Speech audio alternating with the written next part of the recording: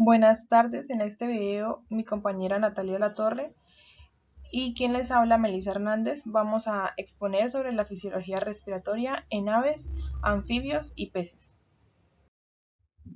Para iniciar vamos a hablar de las aves, sobre sus diferencias anatómicas. Las diferencias anatómicas más significativas de las aves con respecto a los mamíferos se inician con la corta longitud de las fosas nasales, por lo cual la fase inspiratoria de la respiración se realiza indiscriminadamente por la nariz o por la boca. Luego de esto, la laringe presenta solamente tres cartílagos: aritenoides, prearitenoides y cricoides. Este no posee cuerdas bucales y por lo tanto no es el órgano de fonación. Y esta función la va a desempeñar la siringe o el órgano del canto, que está ubicado en el extremo torácico de la tráquea, la cual produce los sonidos por vibraciones de sus paredes o por vibraciones del aire que pasan por ella. La tráquea se extiende a lo largo del cuello entre la laringe y la siringe. Es proporcionalmente entre 2,7 veces más larga y 1,7 veces más ancha que en los mamíferos, y está conformada por anillos completos. Las aves no tienen un diafragma desarrollado, y de allí que los movimientos del aire a través de los pulmones se dan por la fuerza de los músculos respiratorios, incrementando el volumen de los sacos aéreos y por consiguiente un aumento en la presión intracavitaria cuando se continúa con la siringe, que es el órgano de transición entre la tráquea y los pulmones. Otra diferencia marcada es la dirección y la presencia de sacos aéreos. En las aves, el aire fluye a través de los pulmones de manera unidireccional mediante un sistema bronquial que está conformado por bronquios primarios, bronquios secundarios y por los bronquios terciarios, que son llamados parabronquios, los cuales son las unidades funcionales del intercambio gaseoso. El bronquio primario de cada pulmón viaja a través de toda la superficie media ventral y emite ramificaciones llamadas bronquios secundarios. Estos dos tipos de conductos cartilaginosos solo actúan como vías de transporte aéreo hasta los sacos aéreos torácicos, caudales y abdominales. Los sacos aéreos participan activamente en la efectividad del ciclo respiratorio. Durante la inspiración, al no existir un diafragma funcional, la cavidad tóraco-abdominal se expande, dando lugar a movimientos ventrocraneales de las costillas y los músculos respiratorios. Y al mismo tiempo se mueve el esternón, el coracoides y la clavícula. De esta manera, durante la respiración, los pulmones aviares retienen un volumen casi constante. Las paredes de los parabronquios se comunican con capilares de aire que forman una red con los capilares sanguíneos para el correspondiente intercambio gaseoso. Estos capilares son menos distensibles que los de los mamíferos y se comportan como conductos rígidos en condiciones de presión alta, presentando poca deformación. Y debido a esto, los pulmones de las aves son órganos rígidos y no distensibles. Mecánica respiratoria.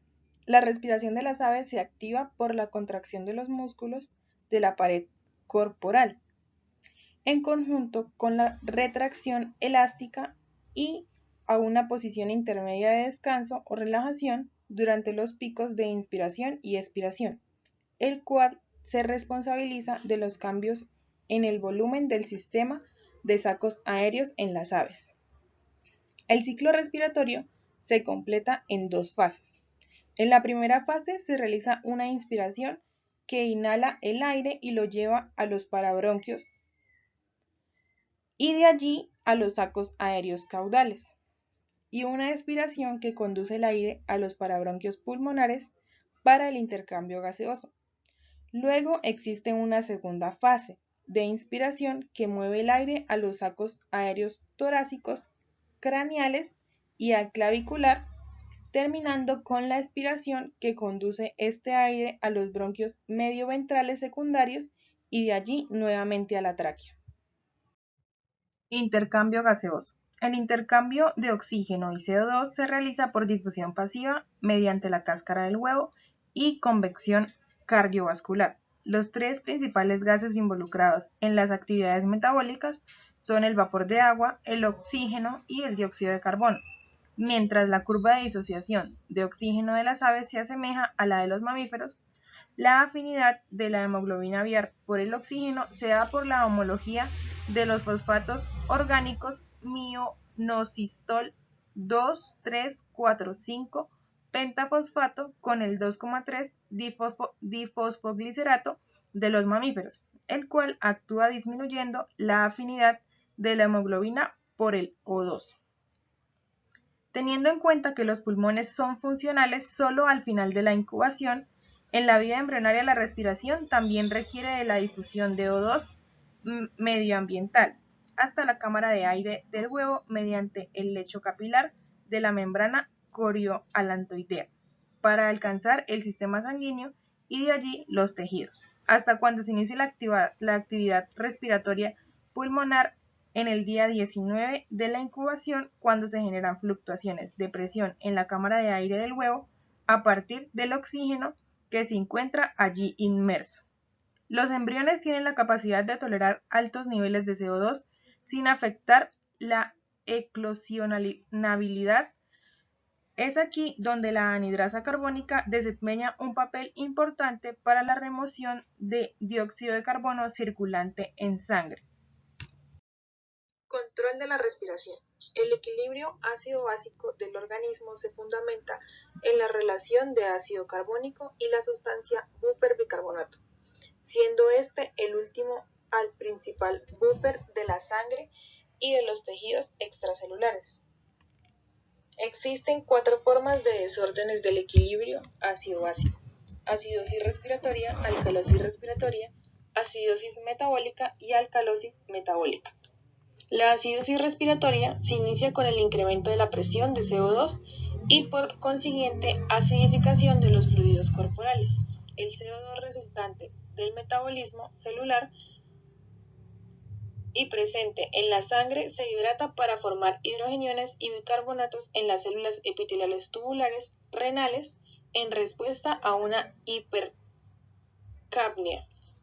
Se origina un incremento de la resorción de interrelación entre pulmones y riñones para equilibrio ácido-básico. La alcalosis respiratoria se inicia por causa de un aumento en la ventilación. Esto genera una disminución en la presión de CO2 arterial y por consiguiente alcalinización de los fluidos corporales.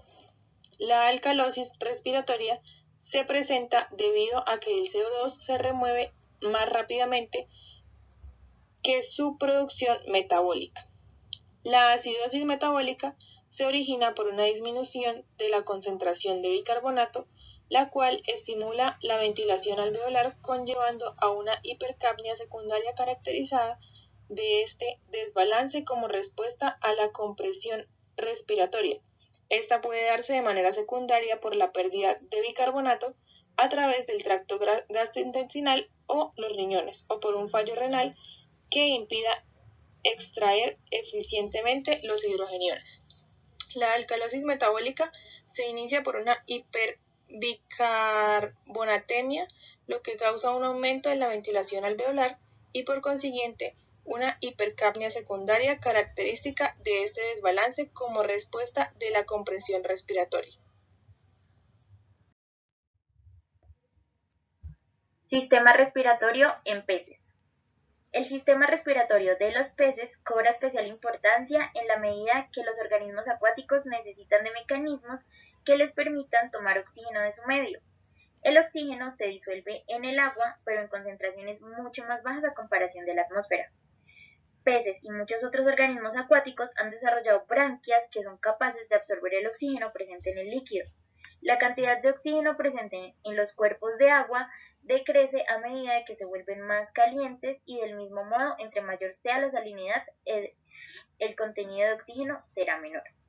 Debido a estas razones es que el diseño de las branquias debe ser bastante eficiente para obtener los mayores beneficios en un entorno escaso en el recurso.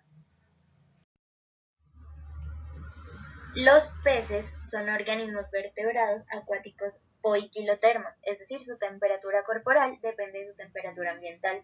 Los peces presentan una forma hidrodinámica, es decir, son más largos que anchos y aplanados lateralmente, lo que les permite desplazarse sin dificultad en el medio líquido donde habitan. Están recubiertos por una piel mucosa que los protege y lubrica con o sin escamas, y están provistos de aletas como medio de locomoción. Su sistema respiratorio tiene una gran diferencia con el sistema respiratorio de los mamíferos, pues los peces poseen unas branquias, otras especies poseen un espiráculo y otras un opérculo. Las branquias, o también llamadas agallas, son los órganos respiratorios mediante los cuales se extrae el oxígeno disuelto en el agua y transfiere el dióxido de carbono al medio. Las branquias están situadas entre la boca y la faringe, y es por donde el pez toma el oxígeno para la respiración. El agua entra por las branquias cuando abre y cierra la boca, y los vasos sanguíneos presentes en ellas toman el oxígeno necesario transportándolo directamente hacia la sangre. El opérculo de los peces óseos es una aleta de hueso duro que cubre y protege las branquias. El límite posterior del opérculo marca el límite entre la cabeza y el tronco, así como lo podemos ver que está señalado en la imagen. Los peces óseos tienen 4 pares de branquias, cada una soportada por un arco branquial. Como ejemplo tenemos el salmón. El espiráculo es un orificio externo. En los peces está ubicado detrás de los ojos, comunica con la faringe y permite el paso de agua al interior de la cavidad branquial cuando tiene la boca cerrada. Acá como ejemplo tenemos el tiburón y el delfín. Los peces cartilaginosos tienen 5 o 6 pares de branquias. El agua entra gracias al movimiento a través de la boca y el espiráculo y sale a través de las branquias. Estos no tienen opérculo, cabe resaltar. Aquí tenemos la inspiración y la expiración. Entonces, en la inspiración, el pez tiene la boca abierta. Se abre la válvula oral, la cavidad bucal se expande tomando agua a través de la boca abierta. El opérculo, como ya lo mencionamos antes, es la cubierta que protege las branquias, está cerrado para ayudar a la entrada de agua. Y en la expiración tenemos la boca cerrada, el pez tiene la boca cerrada, se cierra la válvula oral, ya no la tiene, ya no se abre, la cavidad bucal se contrae forzando el agua a salir a través de las branquias y el opérculo en este caso está abierto. Mecánica respiratoria. El sistema respiratorio de los peces recibe el nombre de bomba buco-opercular. La primera bomba, la bucal, ejerce presión positiva por lo que envía el agua hacia la cavidad opercular y a su vez esta cavidad mediante presión negativa succiona el agua de la cavidad bucal. En resumen, la cavidad bucal empuja el agua hacia la cavidad opercular y esta la succiona. Durante una respiración, el pez abre la boca, como se mencionó anteriormente, y la zona donde está la lengua baja, haciendo que entre más agua porque la presión disminuye y el agua entra a la boca a favor del gradiente. Después cierra la boca y el suelo bucal sube aumentando la presión, provocando que el agua pase hacia la cavidad opercular, donde la presión es menor. Entonces la cavidad opercular se contrae, obligando al agua a pasar por las branquias, donde se producirá el intercambio gaseoso, y saliendo de forma pasiva por el opérculo. Al abrir el pez la boca de nuevo, puede producirse cierto retorno de agua.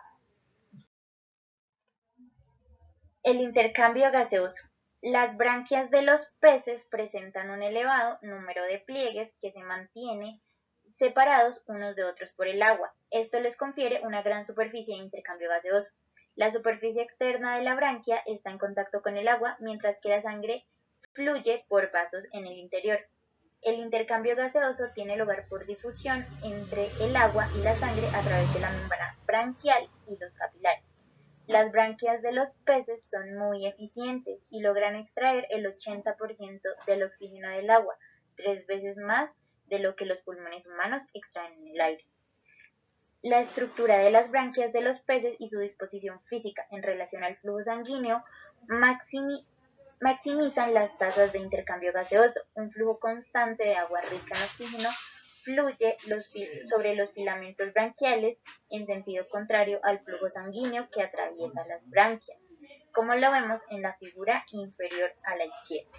Esto se denomina flujo contracorriente y se trata de una adaptación que permite a los organismos maximizar la cantidad de oxígeno extraída del agua. La sangre fluye a través de los capilares branquiales, se topa con agua rica en oxígeno, por lo que se produce un gradiente de concentración que permite la entrada del oxígeno a través de las láminas branquiales y su difusión en el fluido sanguíneo. Al mismo tiempo, el dióxido de carbono difunde hacia el exterior. Si el flujo del agua y el sanguíneo fueran en el mismo sentido, como en la figura inferior derecha, esto se llamaría flujo de corriente en paralelo. No se alcanzarían las mismas tasas de extracción de oxígeno, dado que las concentraciones de este gas a lo largo de las membranas branquiales se igualarían rápidamente.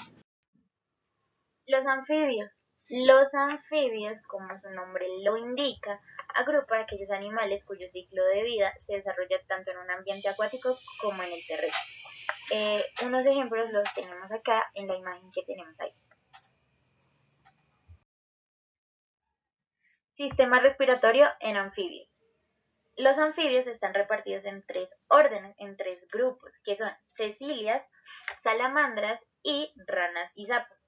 Estos grupos son importantes para conocer su sistema respiratorio, ya que varía un poquito.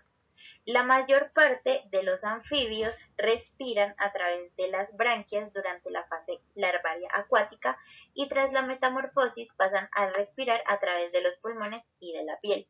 Los pulmones de los anfibios son muy primitivos comparados con las aves y los mamíferos. Tienen pocos septos y grandes alveolos, por lo que cuentan con una superficie para el intercambio de gases relativamente pequeña.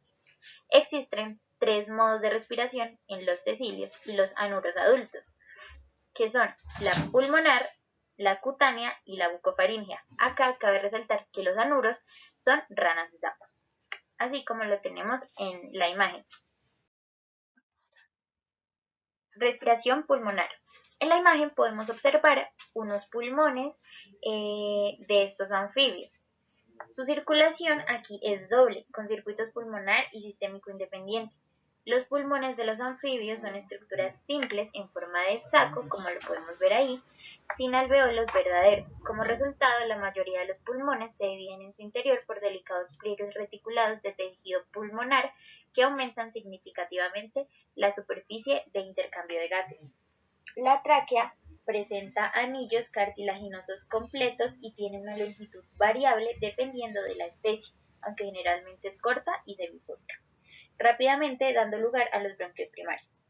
Aquí una parte súper importante y una diferencia anatómica es que los anfibios carecen de diafragma, de modo que se basan en la coordinación de movimientos de sus músculos axiales y apendiculares para el proceso de intercambio gaseoso en los pulmones. Respiración cutánea. La piel de los anfibios es considerada un importante órgano de respiración gracias a su estructura altamente permeable y vascularizada que permite la difusión de los gases y que ofrece la mayor superficie para el intercambio gaseoso. Esta comprende un importante aporte suplementario de oxígeno para la mayoría de los anfibios.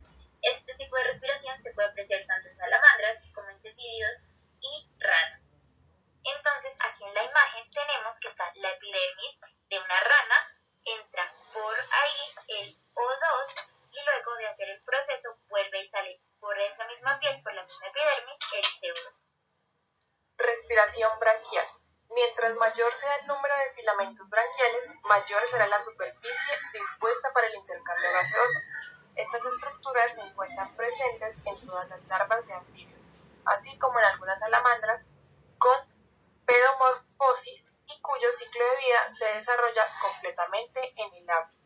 En el caso de los anudos, las larvas presentan branquias internas cubiertas por un pliegue de piel llamado opérculo, aunque en su desarrollo temprano presentan filamentos branquiales externos que posteriormente se atrofian. Estas branquias internas son irrigadas por un mecanismo de bomba bucal, en el cual el agua entra por la boca, pasa por las branquias y respiración bucofaringea. Este mecanismo o tipo de respiración se caracteriza por la presencia de membranas permeables al oxígeno y al dióxido de carbono, tanto en la boca como en la faringe. Las membranas bucofaringeas sirven como superficie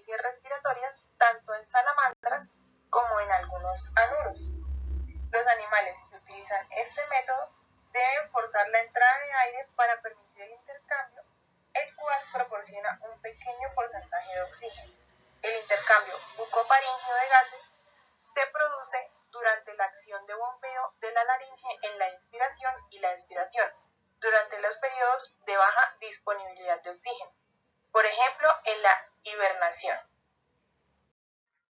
Intercambio gaseoso en anfibios. Para llevar a cabo el intercambio gaseoso, los anfibios requieren que el aire ingrese por medio de un mecanismo de presión positiva. La base de la boca es baja, lo que permite que el aire entre por las fosas nasales abiertas y se introduzca en la cavidad bucal, en donde se almacenan temporalmente. Cuando el piso de la boca se eleva, las fosas nasales se cierran y la glotis se abre, permitiendo el flujo de aire hacia los pulmones. El bombeo bucal es un proceso continuo. A intervalos periódicos se abre la glotis y el aire desoxigenado en los pulmones es expulsado rápidamente, gracias a contracciones musculares de la pared del cuerpo y por su propia recuperación elástica. Este mecanismo de respiración se puede apreciar en la mayoría de las especies de ranas y sapos, sobre todo en su etapa adulta cuando sus pulmones se encuentran completamente desarrollados, así como se puede observar en la imagen. Gracias.